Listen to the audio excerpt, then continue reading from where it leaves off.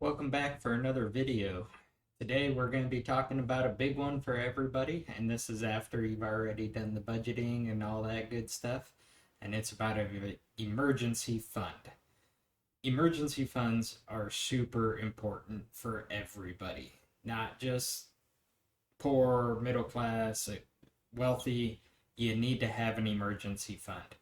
I found out again, and it was a good reminder yesterday while I was on my way to work. I got in a vehicle accident. In the great state of Michigan, we have no fault insurance. And what that kind of means is you normally pay your own deductible unless there's fault, in which case the other person's insurance will cover your deductible, but your insurance still pays for the damages. So, whether you're at fault or not, I don't have to get into all that. The roads were slick. I feel bad for everybody who may have had an accident yesterday. Really feel bad for all the police officers and first responders that are out there having to drive in the same weather. And, things happen. So, personally, I don't believe I was at fault. When a vehicle pulls out in front of you and you try everything you can and you still run into them, it just is what it is, right? So everybody knows that I absolutely adore my truck. I like nice things just like the next guy.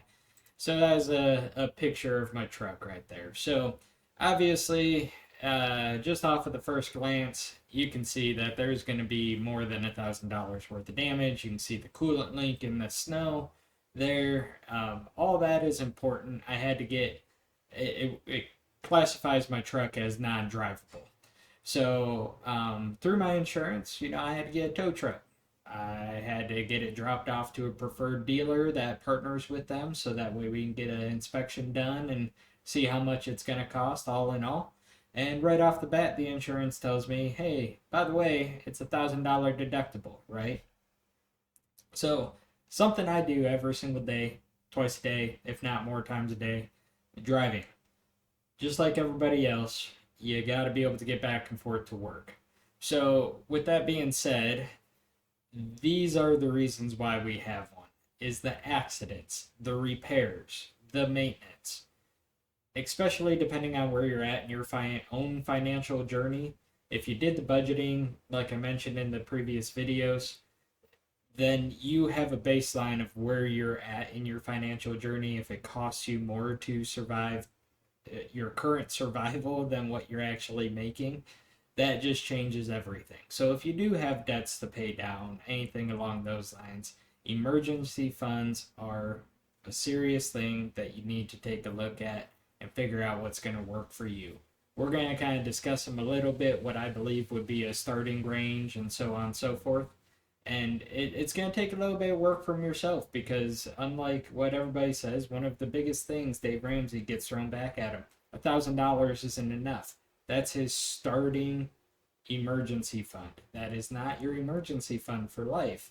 That is only just to get you a decent lump savings that you can have if an accident happens. My deductible happens to equal $1,000.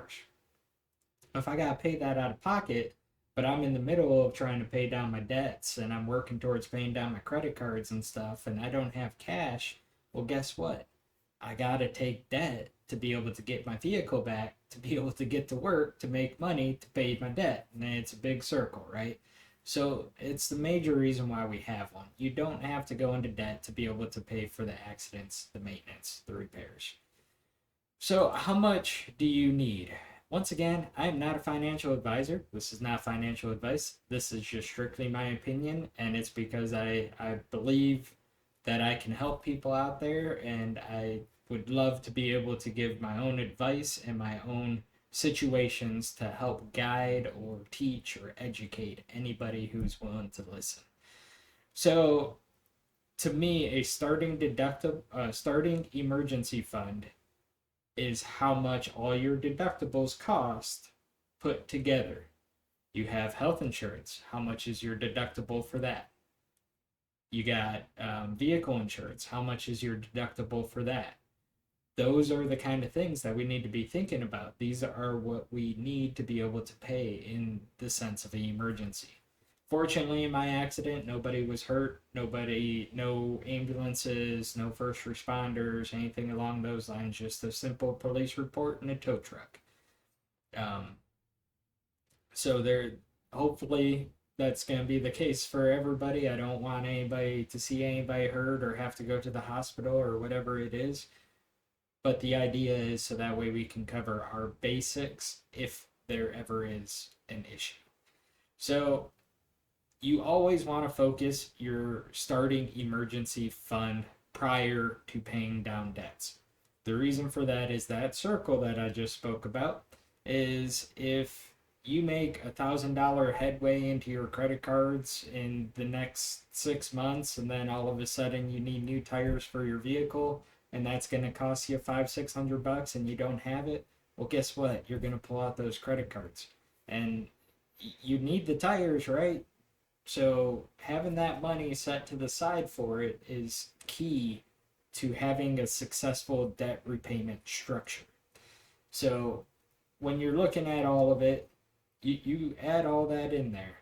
And if you use your emergency fund for something that would be classified as a emergency, a one-off emergency, then you need to focus on refilling that prior to additional payments towards debt. I am not saying don't pay your mortgages. I'm not saying to not pay your credit card bills.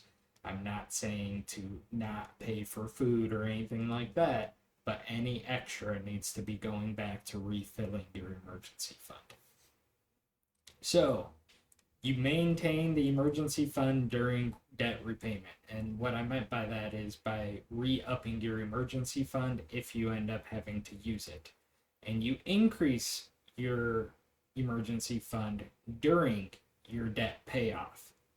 This is situational. So, say you end up having an accident like I do, and now your vehicle is going to be in the shop for 3 to 4 weeks, and you need to use your emergency fund for a vehicle interim to be able to get back and forth to work. I say increase it for what your current needs are. So just because I have that $1,000, that's what I need this month. In 3 months from now, I may need additional going in there because of a situation. So meaning the washer and dryer on the fritz and I can't figure out what's wrong with them. I need to start putting some more in there to be able to replace them. You can see the wear on your vehicle tires. You can start increasing your emergency fund to be able to cover those costs before they actually need to happen. So once again, increasing it is going to be per situation, per person. So right now, with insurance, I don't get a rental. I didn't pay for that additional. There's nothing they can do about it. So I don't have a vehicle until I have my truck back, right? Fortunately, I have family and a loving fiance that they don't care if I use their cars and stuff. I have that for me. I'm very fortunate for that, and I understand that. So I'm not completely without. But if I had to go rent a car for 3 to 4 weeks and you start talking about $2,000, well, I wish I would have had a little more in my emergency fund, right, to be able to help cover that. So once again, as your cost of living gets higher, as things get more worn, you may want to increase your emergency fund situationally for that. Instead of the $1,000, maybe up it to $1,300 in a few months because you just want to have that extra security. Now, what does an end game emergency fund consist of? In my opinion, 5 to 6 months of living expenses. This also includes your deductibles, your monthly bills, expenses, and you have to track those to be able to find a baseline. So if you have $1,000 deductible for your vehicles and you have a $2,500 medical deductible, then $3,500 covers your deductibles, and then 5 to 6 months of living expenses on top. So if it takes you $4,000 a month to live, once again, go back, watch a budgeting video, figure out a budget for yourself. Then if it's $4,000, then I'm talking $23,500 covers 5 months of living expenses and all your deductibles if needed. You can continue upping that. And where should an emergency fund go? An emergency fund is not your 401k to be able to take a loan out. That is not what the 401k is designed for. It is not your IRA. It is not what you have in bonds, CDs, anything that you don't have direct access to. It is also not a taxable investment account. Now, if you put it in a taxable investment account and you're just in a bond fund to where you know it's going to keep growing slowly and you can withdraw it at any time, absolutely you can get away with it. But what happens if all of a sudden today you need access to that money? That's what a true emergency fund is. So I recommend a high yield savings account. I currently use Capital One's. I believe it's like 3.5% still, but there is a ton of different high yield savings accounts out there. And there's even some checkings accounts that will give you a little bit of interest.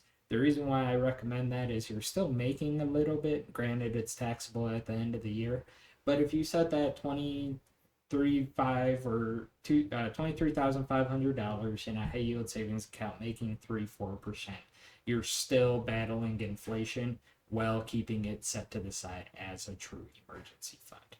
So hopefully this video kind of gave you a little bit of insight to it. Things cost money nowadays. We need to be able to have it on hand when we do absolutely need it.